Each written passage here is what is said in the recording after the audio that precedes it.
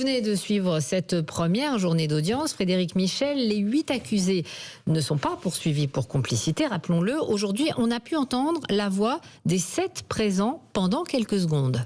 Effectivement, et comme le veut la procédure, les accusés ont dès le début d'audience décliné leur identité.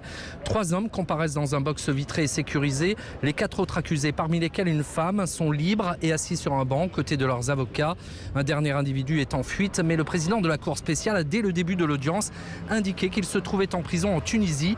La Tunisie qui n'a pas répondu pour le moment à la demande d'entraide judiciaire. Il sera donc jugé par défaut. Les accusés ne se sont pas expliqués sur les faits. Ils devraient prendre la parole demain. Pour la plupart, ils sont assistés de traducteurs. Le président leur a précisé que le droit français leur permettait de garder le silence. Là, quasiment tous ont répondu vouloir s'expliquer, vouloir répondre aux questions. Un seul a demandé ce qui était le mieux. Une réflexion qui, malgré la gravité des faits, a provoqué des rires dans la salle. Puis le reste de l'après-midi a été consacré aux constitutions de parties civiles. Un moment très technique et fastidieux. Peu de parties civiles étaient d'ailleurs présentes. Une quarantaine ici à Paris, dans la salle des grands procès.